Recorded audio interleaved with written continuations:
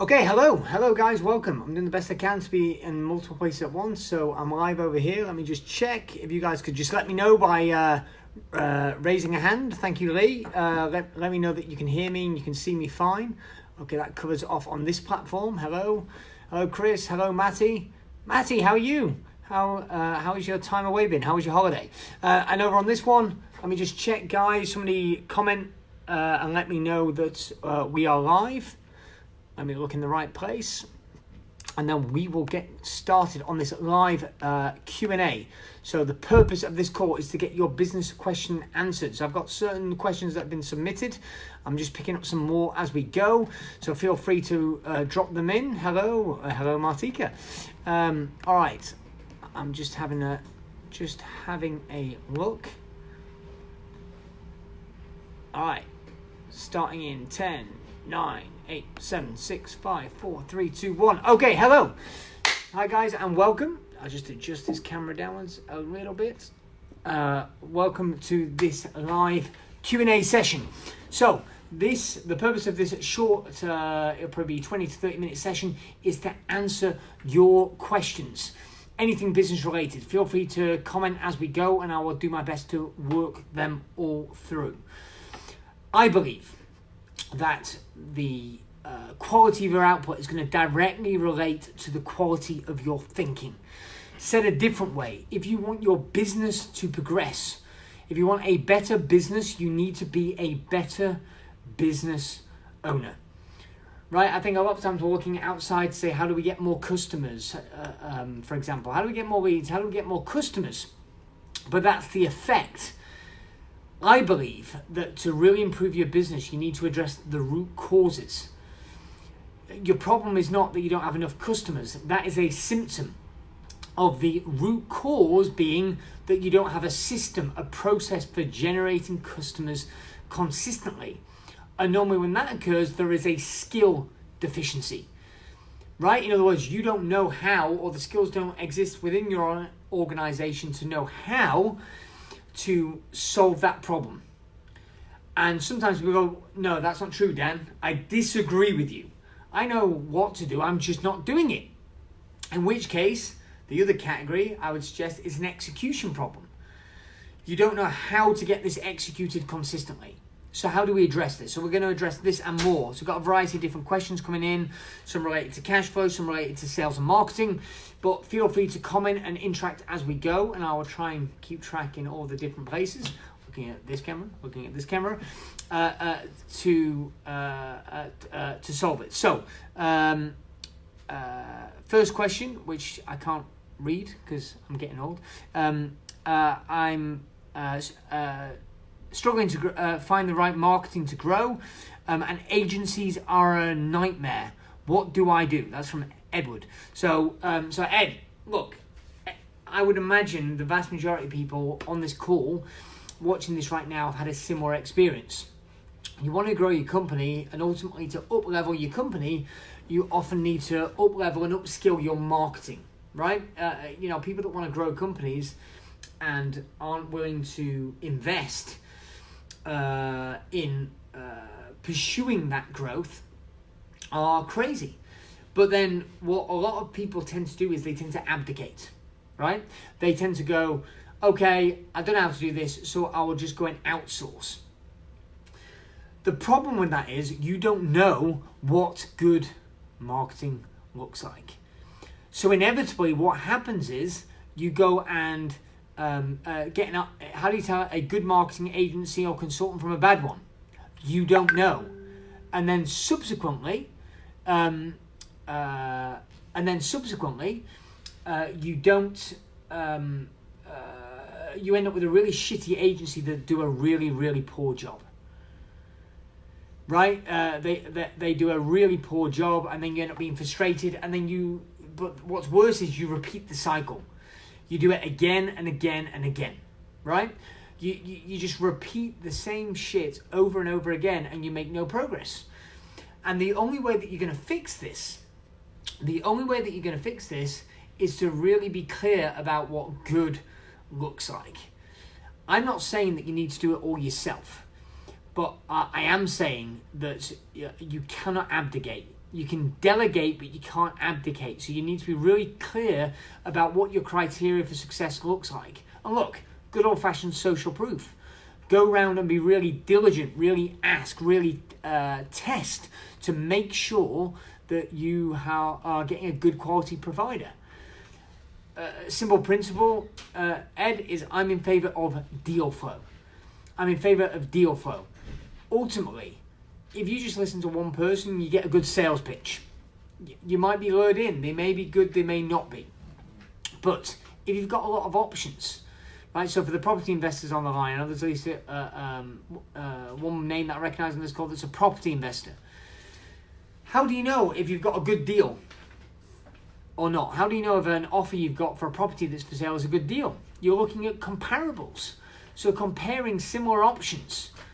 When you've looked at 10 or 15 or 20 or 100 deals, all of a sudden the exceptional ones really stand out. And if you're looking for exceptional marketing support, going back to Ed's question, okay, that doesn't guarantee you success, but it significantly stacks the deck in your favor. Okay, next question from Andy. What I need is a really good salesperson, internal salesperson selling in the XYZ industry. Where do I find them? Okay, good question. I think if you want to talk about the UK right now, the UK at the time of recording this is at or about at a historic multi-decade low for unemployment. In other words, the economy is pretty fully employed. So what that means is the best people are already working for somebody else. And the reason why this is interesting is, I'm not saying you shouldn't go and advertise on job sites. I'm fine for that.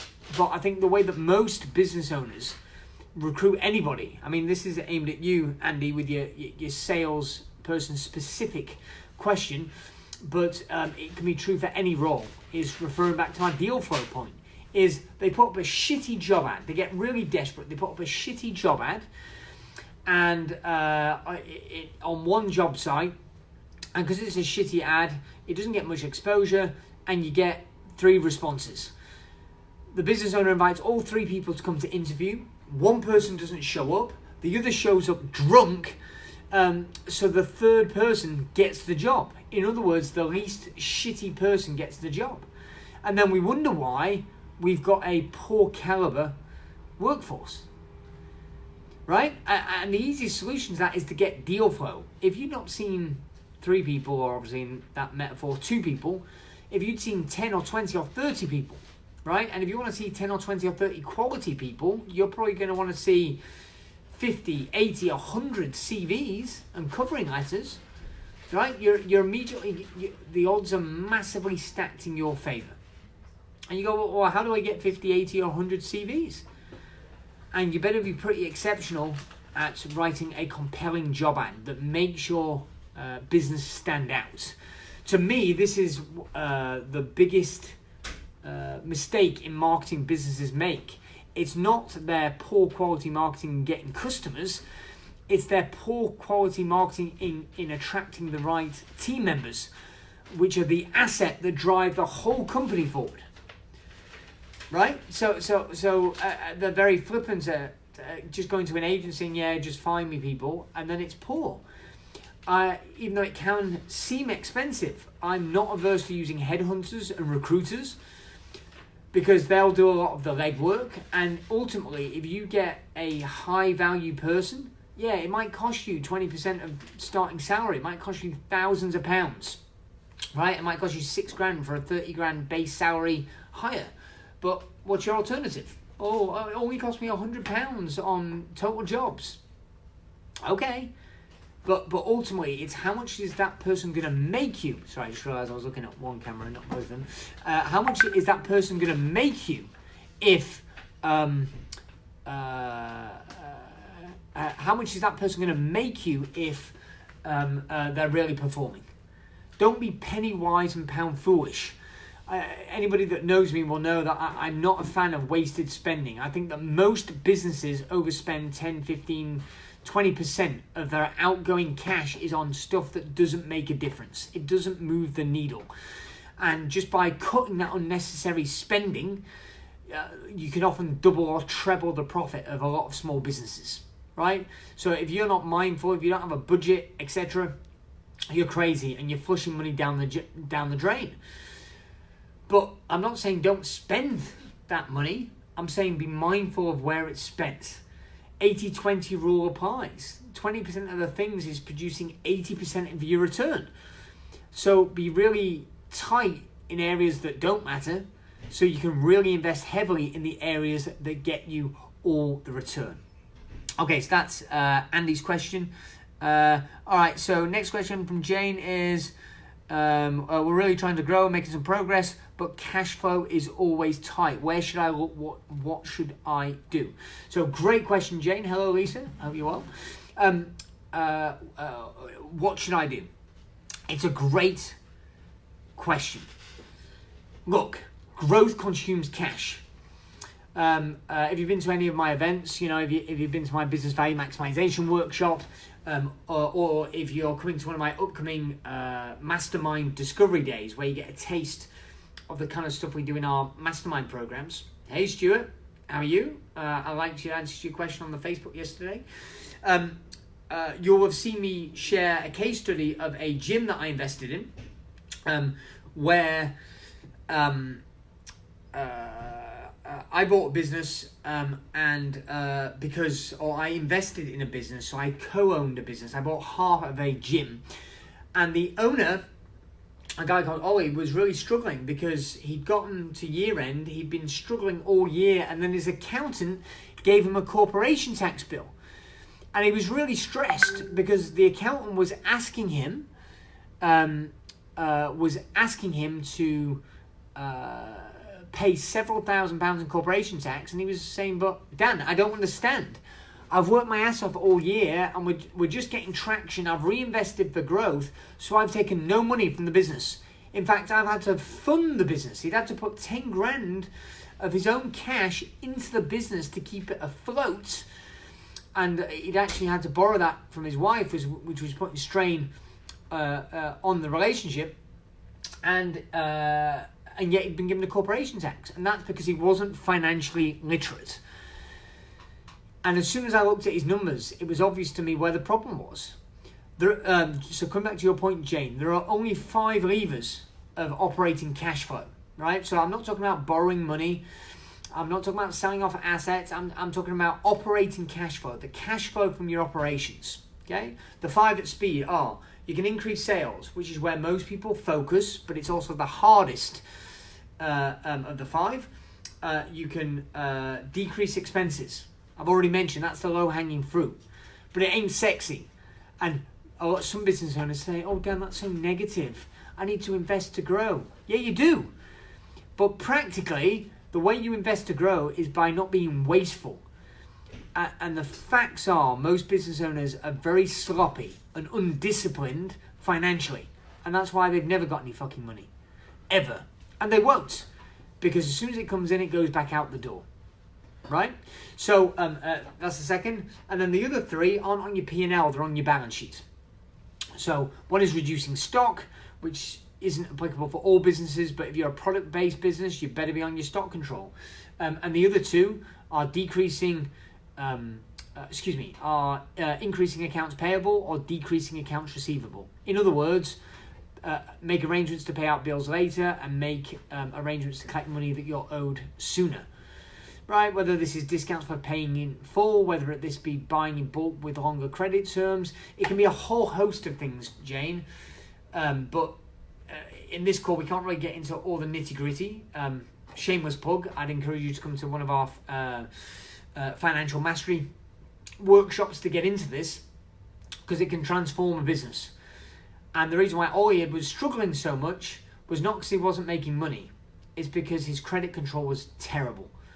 It was terrible, and then he ended up borrowing money, and he ended up having interest on that money, which of course cut his margins, when really his credit control was shit, right? And within a nearly just under a 2-year period, that business had multi-six figures in cash in the business bank account, and yet from the outside, the business had only grown by 20%. If you were a customer of that gym, you wouldn't be able to tell the difference between the business less than a couple of years later from the starting point when it was basically insolvent. Well, not basically, it was insolvent, and it was going to go under if you didn't feed it cash. I think businesses should feed you. But a lot of people are lazy and they're not prepared to put the work in. Staying with the gym metaphor, that they want to be super fit, they want to have six-pack abs, but they're not willing to watch their diet and work out appropriately. Ultimately, if you're not financially disciplined, I can't help you. And that's why I think that in some respects I deplore the personal development industry, because I think it sells a lot of get rich quick. And I'm going to sound like I'm going to contradict myself now, but in my mastermind programs, across the different programs, the increase in profit on average in the last 12 months was £176,201. Okay, that's pre-tax for disclosure, just before corporation tax, but that was the average profit increase. So not everybody did that. Some did significantly more and skewed the average upwards. Some did less, but that's the average increase. However, is the program a magical solution for everybody? Well, yes, it is. No, it's not. It is an amazing catalyst if you're committed, if you're prepared to do the hard work. You can have the best, going back to the health and fitness metaphor, you can have the best trainer in the world. Ultimately, if you're not prepared to show up and put in the work, if you're not prepared to watch your diet, the best trainer in the world is not going to help you. Right? So we're just very selective at saying that if you are an established business, so you're not proving a concept, you've got multi-six figures in revenue at least, and you're just looking to grow, and you're committed, and you're going to work very, very hard, I'm going to say if you're going to come into this program and work your ass off, you're going to get a much better return than if you work your ass off with us directly, and we're going to help guide you so you're not one of those people that goes to the gym and makes no progress, but you're going to the gym, you're putting the work in, and all of a sudden the fat seems to melt off you. In other words, your business progresses and you see significant improvement in the bottom line and in the cash flow, which either gets dividended out to you as a reward as the owner, or it frees up the cash that you can reinvest for the growth to further expand the business. I hope that makes sense. Hold on one second, guys. I'm just going to try and jump into the comments. It's not letting me read the comments on this thread if you're listening, Chad, so I'm a little adrift on the Facebook feed. As to the comments, I'm just gonna go to another place now, guys, to make sure that I'm on top of the messages as we go, and then we're going to jump into the next question. So let me know. So again, the purpose of this call is to answer your questions. We've spoken a little bit about recruitment. We've spoken a little bit about cash flow. Okay, let me just get in the right place. All right, that's there. Let me jump on to a different platform. Put a comment, post in the chat, guys. Hello, Matthew. Okay, jumping back. Hey, Dan, can you recommend great books and resources for lead generation? And that's from Rob. So, Rob Stone, shameless plug, InstaLoft. If you're looking to get your loft boarded, Rob is one of our mastermind members. In fact, he's not on the wall up here. He's on the wall around there. So Rob's had radical scale. When he joined the program, I think it's 2.5 years ago now, he was doing 300,000 in revenue. He now does more than that per month. He did over 500,000 in revenue last month.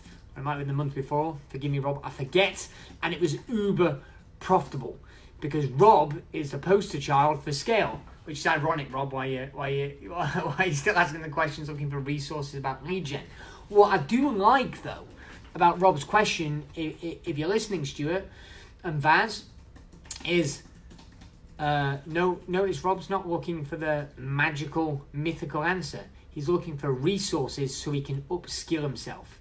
It's not about, where do I find these leads? It's about, okay, where can I learn more? Where can I establish more? Where can I upskill myself if you want a better business, you need to be a better business owner. Ultimately, the ROI comes from investing in you and your skills. You're not going to beat the growth of the marketplace, right? The marketplace is always expanding. Society generally trends upwards over time. Economies trend upwards on average over time. Let's not get topical and all Brexity, but they trend upwards over time. So in other words, if you don't progress, you will regress. Right, without getting too woo-y personal development, if your business doesn't grow, it will be dying. It will get beaten off by competition. You can't do the same shit that you did 3 years ago, 5 years ago, 10 years ago. The only solution is to upskill yourself.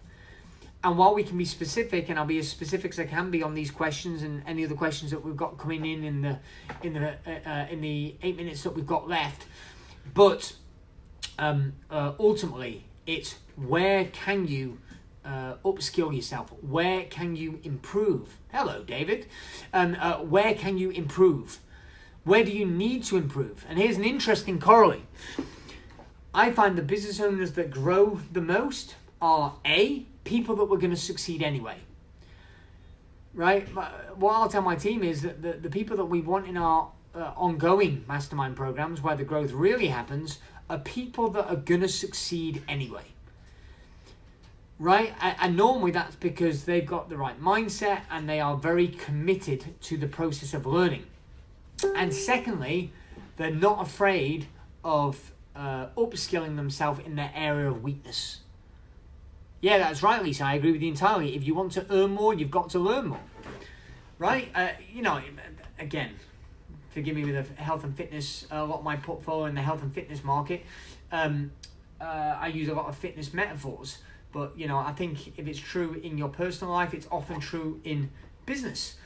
Your physical body is a reflection of your lifestyle habits, right? The weight that you're in, the physical condition that you're in, your fitness levels is, yes, there's going to be factors, genetic factors, but ultimately, if you've gained weight or you've lost weight, it's going to be down to how much you've eaten and how much you've exercised, right?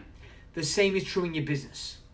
In other words, while there can be momentary fluctuations, good spells, bad spells, seasonal fluctuations in business depending upon your type, for example.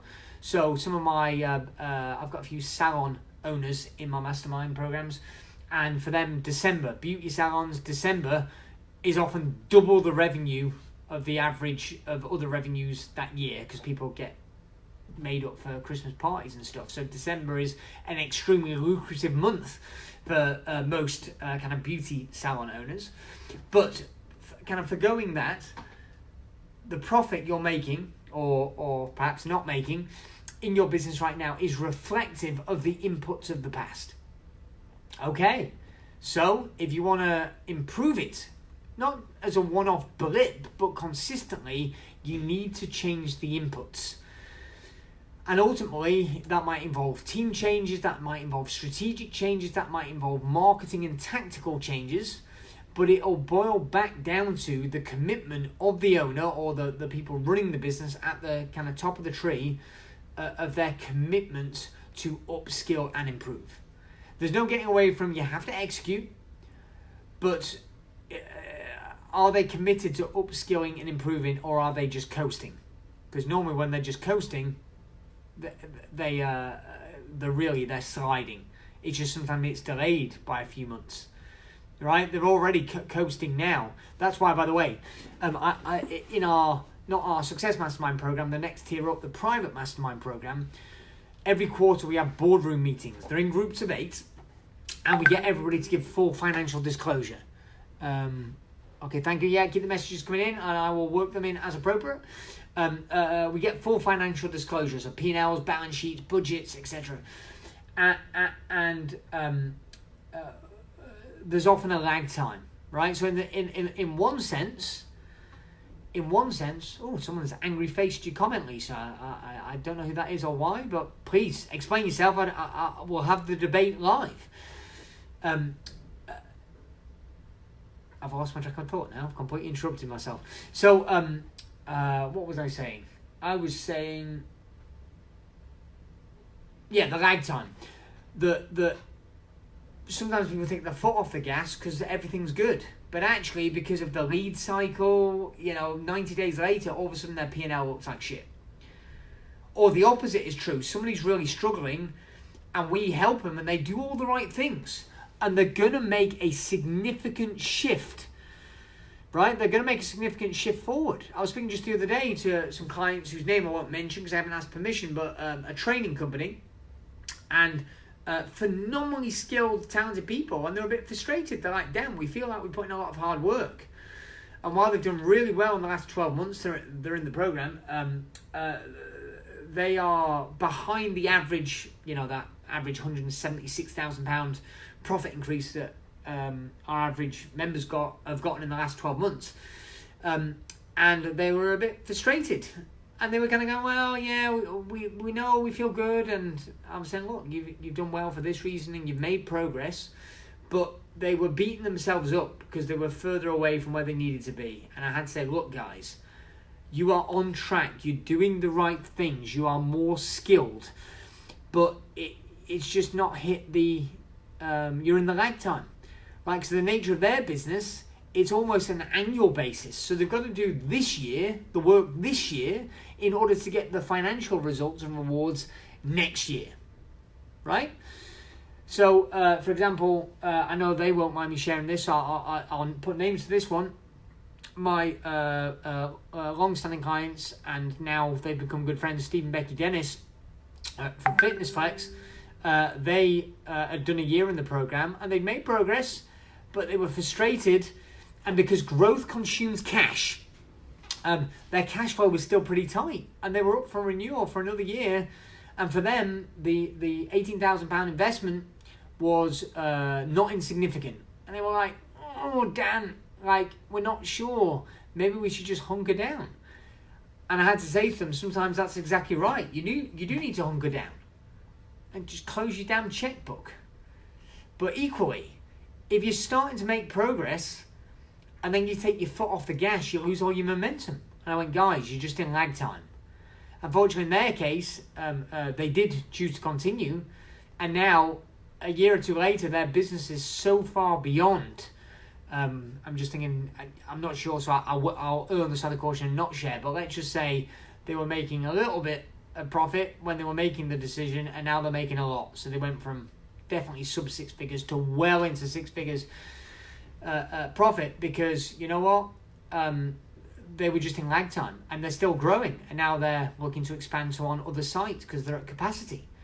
So Stuart, I'm going to tie this back, and Stuart, I'm going to come back to you. I'm going to go back to Rob's point. Great books and resources for lead gen. You know what, I don't know, Rob. I'm looking on my bookshelf, but this isn't my recent bookshelf. I'm quite passionate right now. I'm building a library at my home, so I've got a load of books amassing at my home. I'm quite a fanatical reader. But here's one that you might not have read, Rob, which is worth a look. Fanatical Prospecting. That's a pretty darn good book. What else have I got on here that's useful from a lead gen marketing point of view? Oh, this one's pretty good. This isn't marketing, but it is referral based. Old Dan Kennedy book, Maximum Referrals. That's a pretty good one. Any more on this bookshelf? They're the two from me, but let me give you a better resource, Rob, as you well know. Sorry, guys, kicked the table, shook all the cameras. That you well know. And Matty, get involved. Let me know your questions. The best way to upskill yourself is to surround yourself by people that are smarter than you, right? Ultimately, if you're a tennis player, and recently I had the privilege, albeit it might be a drawback, of I was made chairman of the local squash club in Leamington, which is a great, fantastic, booming club. And if you want to become, it's a tennis and squash club. It was actually the first lawn tennis club. Side point. But if you want to be a better tennis player, yes, you can get coaching, and that's going to help massively. But if you want something that's pretty much guaranteed to work, is just surround yourself with people that play tennis at a level above you, right? And if you're playing tennis against good players, it typically raises your game on average because you're forced to stretch and grow.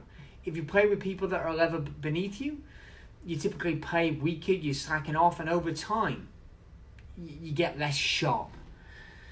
So Rob, obviously I know you know Rob, but get around the right places, get around the events. You know, people often make the joke of, oh, it's self-help and do seminars and you're not executing. You know what?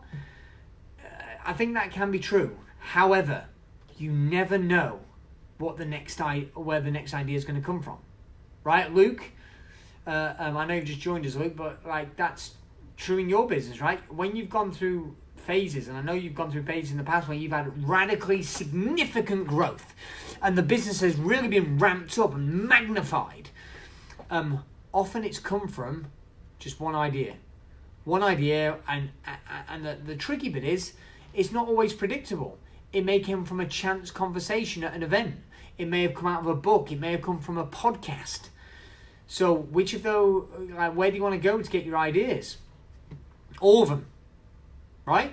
Like, and this is where I'm back to. I wish I had a direct route, guys. But the reason I learned speed reading, and one of my baby claims to fame is 10 plus years ago now, I came 6th the first time, and I got the bronze medal second time in the speed reading world championships. The reason I learned to read so fast was I wanted to be able to consume more business books more quickly, because books are cheap or free at the library, right? And I wanted to condense. I wanted to read all the biographies I could have, like John D. Rockefeller, etc., etc., because you never know where that nugget's going to come from that's going to change everything. Which events do you want to go to? All of them, right? I want to go to all of them. Which podcast do I want to listen to? And obviously, guys, I'm sure if you're listening to this now, you like me, does anybody listen to podcasts at 1 time speed? Or are you all doing that and you're audible at 1.5 or 2 times speed? Right? Because a lot of it's not even that good. I'll tell people when they come to my workshops that 80% of what you're going to hear at this workshop, at this business value maximization workshop, at this mastermind experience, at this discovery day, 80% is going to be entirely irrelevant. Doesn't mean it's going to be bad advice. It just means it is not relevant for your business where it is right now. Right?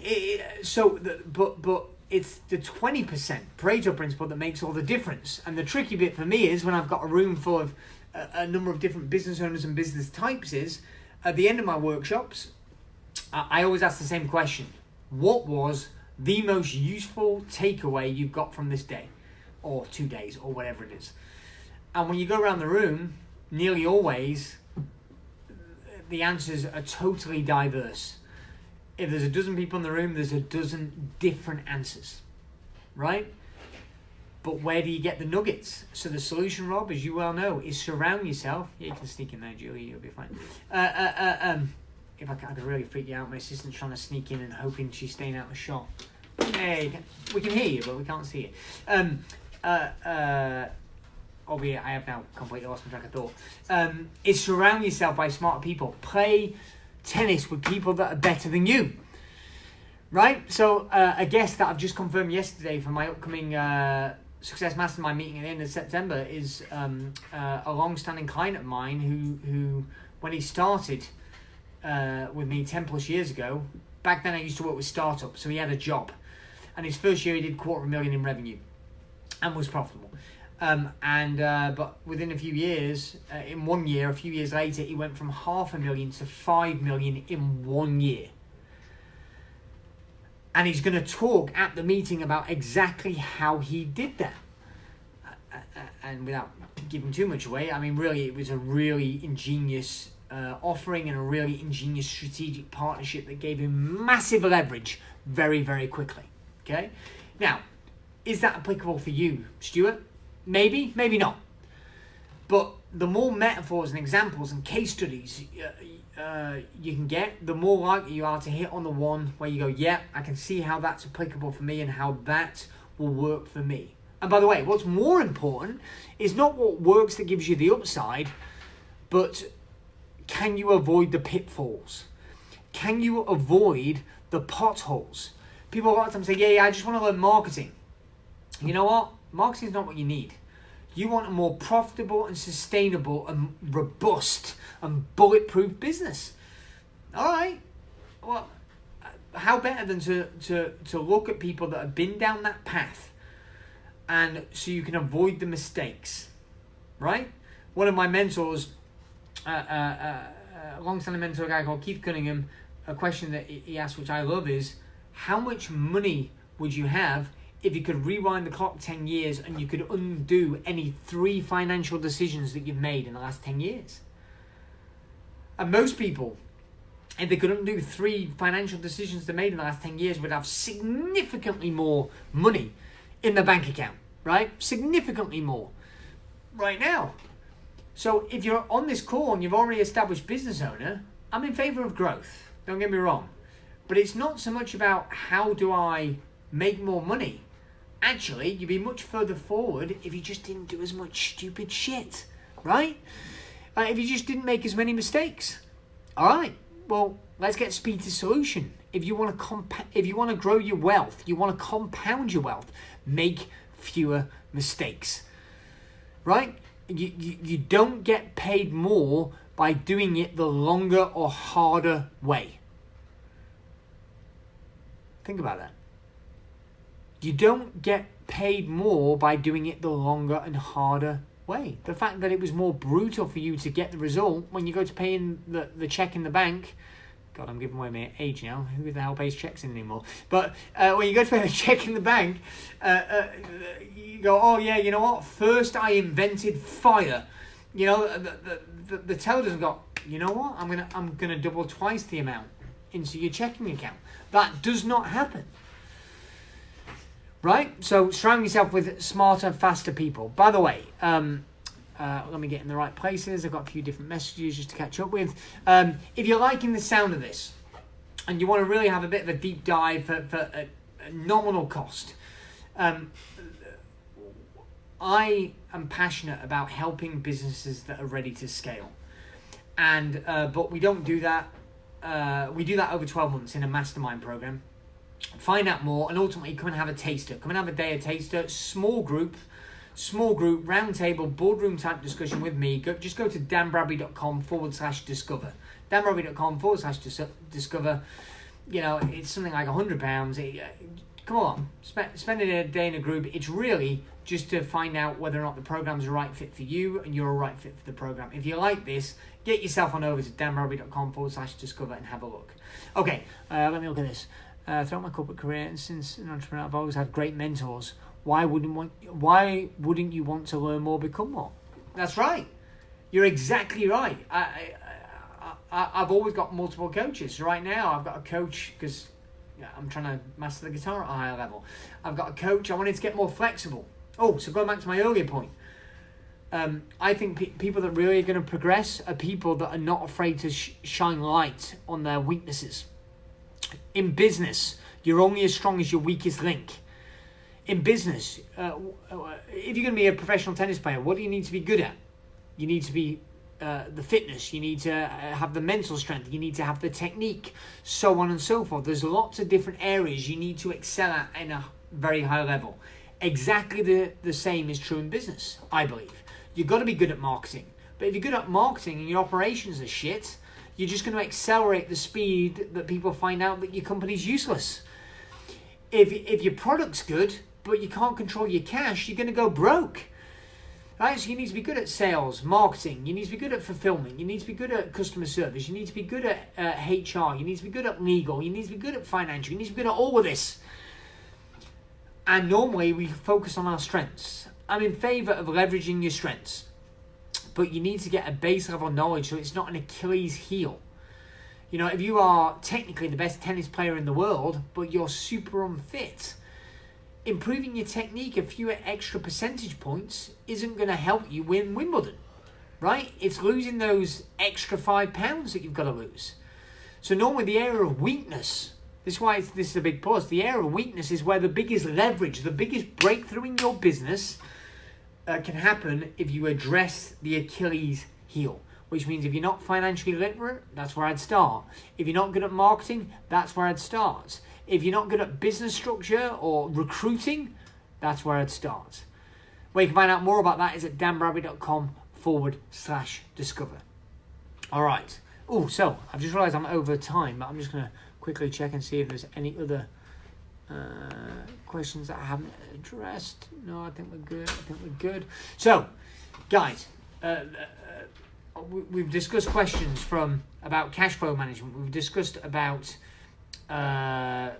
marketing agencies. We've discussed about lead gen. We've discussed about recruitment. The point is, you don't get paid more for doing it the longer and harder way. Get quicker speed to solution. You don't want a coach. You want a lot of them. You don't want a mentor. You want a lot of them. I think if you want a better business, you need to be a better business owner. If this has resonated with you, go on over to danbradbury.com/discover to find out more. I look forward to seeing you face to face. Bye for now.